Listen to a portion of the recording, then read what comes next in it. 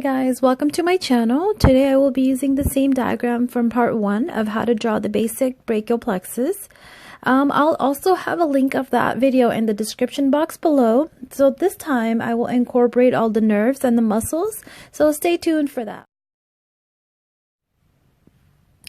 After the outline has been created, I will go ahead, separate, and start labeling from the right side.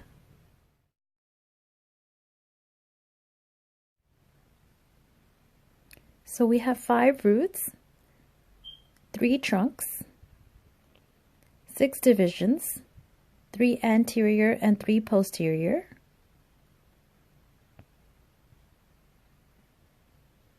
we have 3 chords, and lastly we have 5 terminal branches.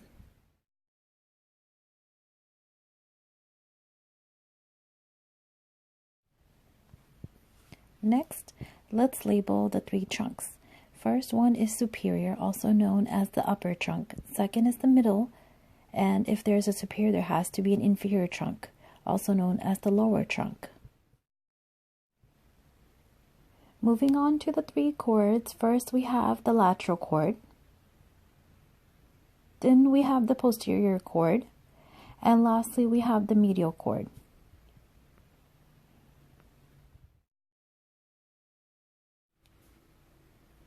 Oops, let's not forget to label the roots, C5, C6, C7, C8, and T1.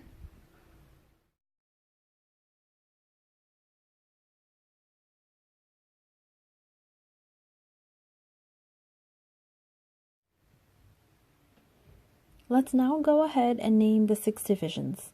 So as we know, we have 3 anterior divisions and we have 3 posterior divisions. The 3 posterior divisions unite and form the posterior chord. The upper 2 anterior divisions unite and form the lateral chord. The single bottom anterior division forms the medial chord.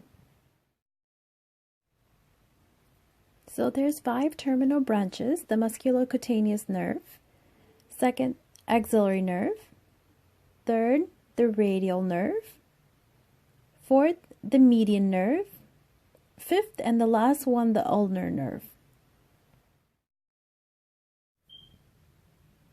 2 branches come off of the roots. The first one is going to be the dorsal scapular nerve, which comes from C5. The second one is going to be the long thoracic nerve, which comes from C5, C6, and C7.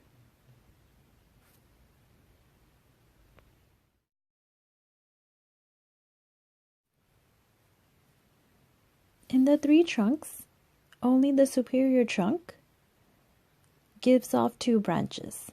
The first branch is going to be the suprascapular nerve, which comes from C5, C6. The second branch is going to be the nerve to subclavius from C5 and C6. The lateral cord gives off 3 branches, which include 2 terminal branches. The first branch is going to be the lateral pectoral nerve from C5, C6, C7. The 2 terminal branches are the musculocutaneous nerve and the lateral branch of the median nerve.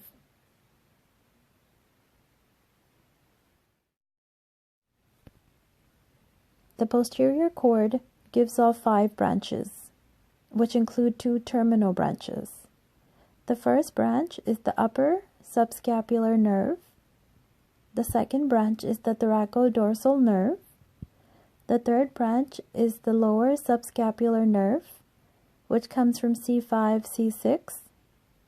The upper subscapular nerve also comes from C5, C6.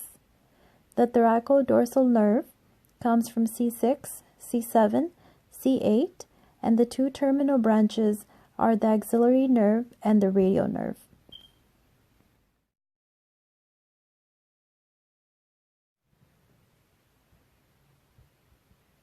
Just like the posterior cord, the medial cord also has 5 branches, which include 2 terminal branches.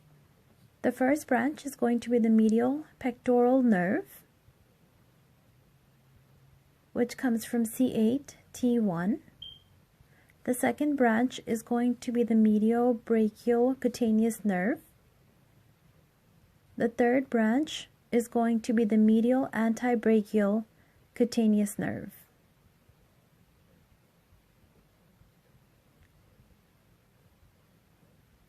The medial brachial cutaneous nerve comes from T1. The medial antebrachial cutaneous nerve comes from C8 and T1. The 2 terminal branches are the ulnar nerve and the medial branch of the median nerve.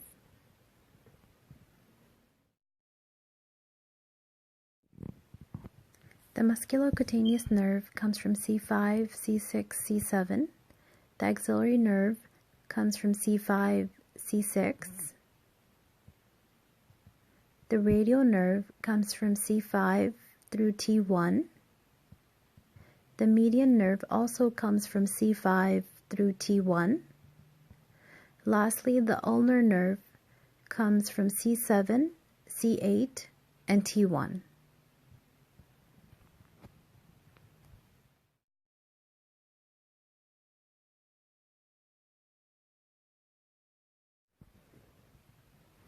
Let's go ahead and name all the muscles to the respective nerves.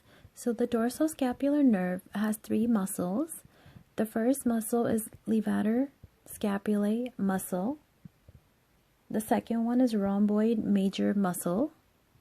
And lastly, the third is going to be the rhomboid minor muscle.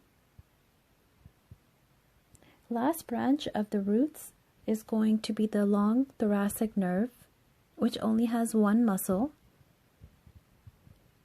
and that being the serratus anterior muscle.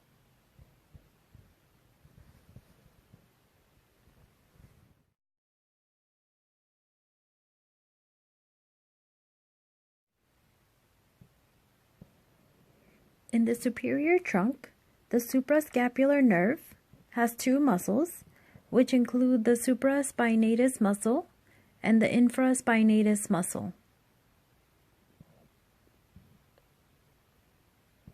Next, in the posterior cord, where there's 5 branches that include 2 terminal branches, the upper subscapular nerve includes 1 muscle, which is the subscapularis muscle. The thoracodorsal nerve also includes 1 muscle, which is the latissimus dorsi muscle. Lastly, the lower subscapular nerve includes 2 muscles. Just like the upper subscapular nerve, it also includes the subscapularis muscle along with teres major muscle.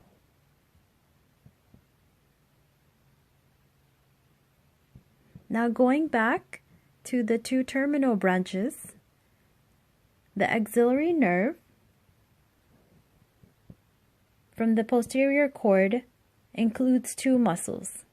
Number 1, deltoid muscle, and number 2, teres minor muscle.